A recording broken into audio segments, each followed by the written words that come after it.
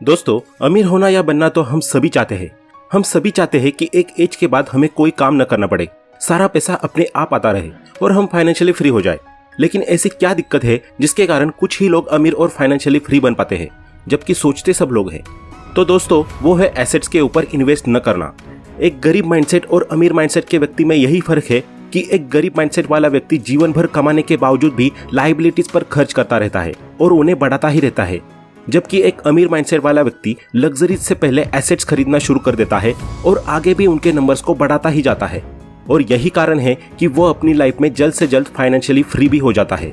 अब आपके दिमाग में चल रहा होगा कि ये लायबिलिटी और एसेट के बीच में क्या अंतर है, तो आइए इन्हें बहुत ही सिंपल वर्ड्स में समझते हैं। मान लीजिए आप एक 22 साल के यंग टैलेंटेड इंडिविजुअल है। आपने अपनी ग्रेजुएशन कंप्लीट करके जॉब करना शुरू कर दिया है और मंथली आपकी इनकम जनरेट होने लगी है। अब आप अपने ऑफिस डेली जाने के लिए पब्लिक ट्रांसपोर्ट का यूज करते हैं, लेकिन ऑफिस में आपके बाकी सारे कलीग्स अपनी अपनी कार्स लेकर आते हैं। उन्हें देख देख कर आपका भी मन करने लगता है कार खरीदने का। अब आप डिसाइड करते हैं कि 10 लाख रुपए की एक कार 0% EMI पर उठा लेता हूँ। आप शोरूम जाते हैं और एक नई चमचमाती कार फाइनेंस करा लाते हैं। बस यहीं से शुरू हो जाती है आपकी जिंदगी में लायबिलिटी की शुरुआत, क्योंकि आप इस कार को अपने पर्सनल काम के लिए यूज करेंगे। आप इससे ऑफिस जाएंगे, रिलेटिव्स के यहाँ या फिर घूमने जाएंगे और हर महीने अपनी मेहनत की कमाई में से इसकी सालों तक EMI भरेंगे। जबकि यही कार अगर आप अपने फाइनेंशियल यूज के लिए न खरीदकर टैक्सी या रेंटल पर चलाने के लिए खरीदते, तो ये आपके लिए लायबिलिटी नहीं एसेट बन जाती, क्योंकि ये आपको पैसा कमा कर देती, जिससे इसकी EMI और आपकी पॉकेट दोनों भर जाती। तो दोस्तों, सिंपल है, आपके द्वारा खरीदी गई कोई भी चीज जो आपको कमा कर नहीं देती है वो है लायबिलिटी, और जो चीज आपको कमा कर देती है वो है एसेट। तो आज के इस वीडियो में हम ऐसे ही 7 एसेट्स के बारे में बात करेंगे जो आपकी लाइफ को इजी, जल्द से जल्द फाइनेंशियली फ्री और रिच बना देंगे। तो दोस्तों, वीडियो काफी इंटरेस्टिंग होने वाली है, इसे एंड तक जरूर देखना ताकि आपसे कोई वैल्यूएबल कंटेंट छूट न जाए। तो एसेट्स की इस लिस्ट में सबसे पहला नाम आता है रियल इस्टेट का। दोस्तों, भले ही आज के समय में लोग लैंड या प्रॉपर्टी खरीदने को क्रिटिसाइज करने लगे हैं और उसे ओल्ड फैशन समझने लगे हैं, लेकिन फोर्ब्स के अनुसार रियल एस्टेट ही वो सेक्टर है जिसने ज्यादा से ज्यादा लोगों को मिलेनियर्स और बिलियनियर्स बनाया है और आज के टाइम में भी लोगों को अच्छा पैसा बनाकर दे रहा है। ये सभी तो हम अपने आसपास भी देख सकते हैं। हर जगह प्रॉपर्टी के दाम सालों से बढ़ते चले आ रहे हैं और आज भी लगातार बढ़ते ही रहे हैं। प्रॉपर्टी से ज्यादा महंगाई शायद ही किसी सेक्टर में हुई हो पिछले कुछ सालों में। इस सेक्टर में रिस्क फैक्टर तो न के बराबर ही है। साथ ही अगर आप इसे रेंट पर चढ़ा देते हैं तो ये आपकी एक रेगुलर इनकम का भी सोर्स बन जाएगा। इस वर्ल्ड में शायद ही कोई रिच पर्सन हो जो अपनी प्रॉपर्टी से रेंट के रूप में पैसा जनरेट न कर रहा हो। रियल एस्टेट में रिच लोग 2 तरीकों से इनकम या मनी जनरेट करते हैं। पहला तरीका है फ्लिप, जिसके अंतर्गत वे सस्ते दामों पर किसी प्रॉपर्टी को खरीद लेते हैं, उसका रिनोवेशन करा देते हैं और फिर जब कुछ सालों बाद उसके दाम आसमान छूने लगते हैं तब वे उसे बेच देते हैं। वही दूसरी तरीके की बात करें तो वो है होल्ड करना, जिसे ज्यादातर अमीर लोग अपनाते हैं। वे कभी भी अपनी रियल एस्टेट प्रॉपर्टी को नहीं बेचते। वे इसका इस्तेमाल बैंक से लोन उठाने के लिए करते हैं, क्योंकि रियल एस्टेट ही वो सेक्टर है जिस पर बैंक सबसे जल्दी लोन अप्रूव करती है। फिर उसके बाद वे इस प्रॉपर्टी को रेंट पर चढ़ा देते हैं, वो भी महंगे दामों में, ताकि उन्हें लिए गए लोन की EMI को कभी भी अपने जेब से न भरना पड़े। इस तरह वे इससे डबल कमाई करते हैं। नेक्स्ट, दूसरा एसेट है बिजनेस। दोस्तों, जब भी आपके पास पैसा आना शुरू हो जाए तो आपको सबसे पहली कोशिश यही करनी चाहिए कि आप एक साइड बिजनेस करना शुरू कर दें, क्योंकि जॉब से ज्यादा रिस्की कोई चीज नहीं है।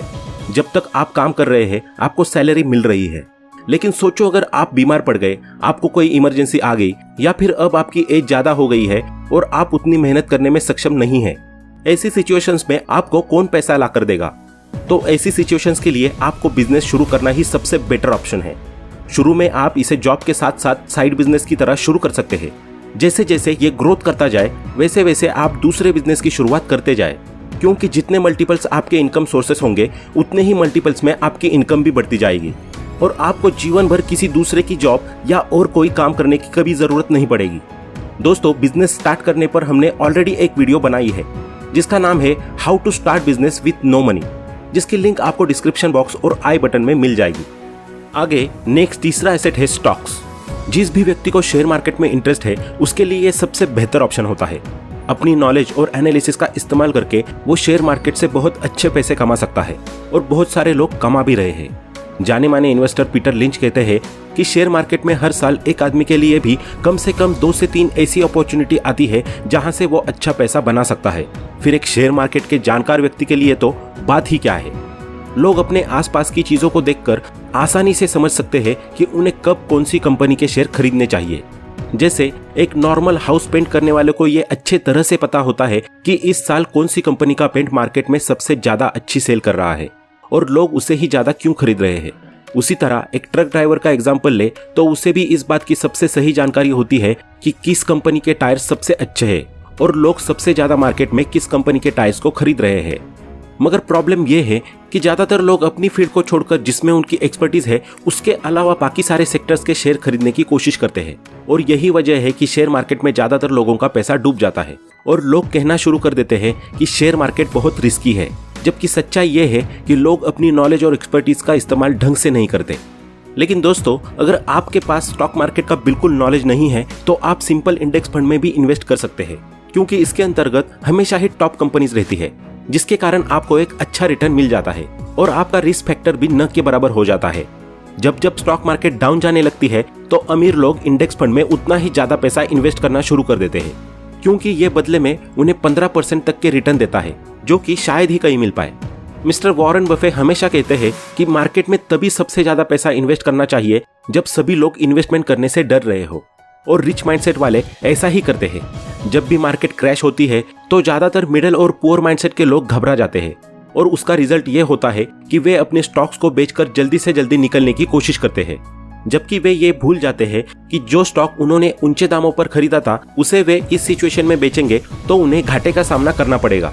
वहीं दूसरी तरफ रिच माइंडसेट वाले लोग मार्केट क्रैश का फायदा उठाते हैं, क्योंकि उस समय सारे स्टॉक्स के प्राइस कम हो जाते हैं। वे कम प्राइस में इन्हें खरीदते हैं और जब मार्केट अप होती है तो अच्छे से दामों पर बड़े प्रॉफिट के साथ इन स्टॉक्स को वो बेच देते हैं। इस तरह गरीब और गरीब हो जाता है, जबकि अमीर और अमीर। नेक्स्ट, चौथा यानी कि 4th नंबर का एसेट है कमोडिटीज। रियल एस्टेट के बाद अगर कोई दूसरा सबसे सेफ एसेट का ऑप्शन है तो वो है कमोडिटीज, यानी कि सोना और चांदी। अगर हम ह्यूमन हिस्ट्री को उठाकर देखें तो गोल्ड की मांग मार्केट में हजारों सालों पहले भी थी और आगे भी आने वाले समय में हजारों सालों तक बनी रहेगी। गोल्ड एक ऐसा मेटल है जो हमेशा से ही कीमती रहा है और लगातार इसकी कीमतों में बढ़ोतरी होती रही है।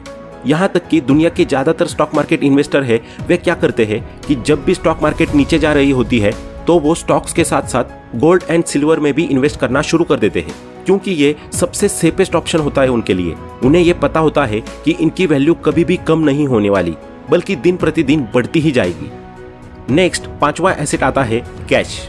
दोस्तों, आप लोगों को लग रहा होगा कि कैश कैसे एक एसेट हो सकता है, लेकिन सच यही है कि आपके पास कैश होना किसी सुपर पावर होने से कम नहीं माना जाता मार्केट में। यहाँ तक कि एप्पल जैसी बड़ी बड़ी कंपनीज भी अपने पास बहुत सारा कैश रखती है ताकि वे मार्केट में आने वाली अपॉर्चुनिटीज को ट्रांजैक्शन फेलियर के चक्कर में लॉस न कर दे।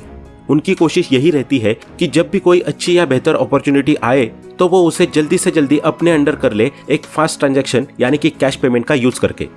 इसके साथ ही मार्केट में ऐसा भी होता है कि कई बार कैश में पेमेंट करने से आपको मिलने वाली डील पर कुछ ऑफर भी मिल जाता है और आपको उससे प्रॉफिट भी हो जाता है। आगे नेक्स्ट 6th एसेट है इंटेलेक्चुअल प्रॉपर्टी। दोस्तों, इंटेलेक्चुअल प्रॉपर्टी भी एक तरीके का एसेट होता है। इसके अंदर 4 चीजें आती है। पहला है ट्रेडमार्क, दूसरा है कॉपीराइट, तीसरा पेटेंट और चौथा है ट्रेड सीक्रेट। जब भी आप किसी नए टेक्नोलॉजी या किसी नए मेथड का इन्वेंशन करते हैं तो आप उसे अपने नाम से पेटेंट करा सकते हैं। फिर होगा ये कि आगे जब भी कोई कंपनी या पर्सन उस टेक्नोलॉजी या मेथड का इस्तेमाल करेगा तो आपको उसका प्राइस मिलेगा। इसके अलावा आप अगर चाहे तो अपने पेटेंट को मन चाहे प्राइस में बेच भी सकते हैं। बाकी कॉपीराइट में ऐसा है कि मान लीजिए आप एक म्यूजिक प्रोडक्शन कंपनी के मालिक हैं और आपकी कंपनी ने कई सारे बढ़िया बढ़िया सॉन्ग्स और म्यूजिक क्रिएट किए हैं। अब कोई दूसरा व्यक्ति आपके म्यूजिक या सॉन्ग को अपनी फिल्म या वीडियो में यूज कर लेता है आपको बिना बताए, तब आप उसकी फिल्म या वीडियो पर कॉपीराइट लगा सकते हो। इससे होगा ये कि इस फिल्म या वीडियो से जितना रेवेन्यू उस पर्सन ने जनरेट किया होगा वो एज पर द लॉ आपके पास पहुंच जाएगा। नेक्स्ट, लास्ट एंड सबसे इंपॉर्टेंट एसेट है आपका माइंड। दोस्तों, आपका माइंड ही है जहां से सारी चीजें जनरेट होती है। ये एक ऐसी नेचुरल मशीन है जिसने सारी दुनिया की सारी टेक्नोलॉजीज और इन्वेंशंस को जन्म दिया है। आप चाहे तो इसकी मदद से सब कुछ कर सकते हैं, इसलिए यह सबसे इंपॉर्टेंट एसेट है। इसके लिए जरूरी है आप समय समय पर नॉलेज गेन करते रहे और नई नई स्किल्स को सीखते रहे। अगर आप मेंटली स्ट्रांग है तो आप दुनिया के किसी भी कोने में जाकर पैसा बना सकते हैं और अपना खुद का एम्पायर खड़ा कर सकते हैं। माइंड से जुड़ी ही एक चीज है माइंडसेट। यही है जो आपको अमीर या गरीब बनाता है। आपकी जैसी सोच होती है, आप जिस प्रकार के थॉट्स से एग्री करते हैं, आप लाइफ में भी उन्हीं के अनुसार सारे डिसीजंस लेते हैं, फिर चाहे वो डिसीजंस आपके करियर को लेकर हो या फिर इन्वेस्टमेंट को लेकर। अमीर बनने के लिए सबसे पहली शर्त यही है कि आपको अपने माइंडसेट को निगेटिव और बंद नहीं बल्कि पॉजिटिव और ओपन बनाना पड़ेगा। इस दुनिया में जितने भी बिलियनियर्स हुए हैं, आज तक उन्होंने सबसे पहले एक ही चीज पर काम किया है और वो है अपनी थिंकिंग और थॉट्स पर। क्योंकि कोई भी चीज हो, सबसे पहले आपको उसका विचार यानी कि थॉट ही आता है, बाद में आप उसे इम्प्लीमेंट करते हैं। इसलिए सबसे पहले आपको अपना माइंडसेट बदलना होगा और ये सोचना शुरू करना होगा कि आप भी अमीर और फाइनेंशियली फ्री पर्सन बन सकते हैं। उसके बाद आती है इम्प्लीमेंटेशन की बारी, जिसमें आपको अपनी सिचुएशन, नॉलेज और मार्केट का एनालिसिस करते हुए वो तरीका निकालना होगा जिससे आप एक सक्सेसफुल, रिच और जल्दी से जल्दी एक फाइनेंशियली फ्री पर्सन बन सके। आप चाहे तो इसके लिए वॉरेन बफे, बिल गेट जैसे सक्सेसफुल लोगों की लाइफ स्टोरीज का सहारा ले सकते हैं और उनसे बहुत कुछ सीख सकते हैं। तो दोस्तों, आज के इस वीडियो में इतना ही। आशा करता हूं कि आपको ये वीडियो पसंद आया होगा। अगर आपको ये वीडियो पसंद आया हो तो लाइक करें और ऐसे ही वैल्यूएबल वीडियोस को देखने के लिए हमारे चैनल को सब्सक्राइब करें। अपना कीमती समय देने के लिए धन्यवाद। Thanks for watching.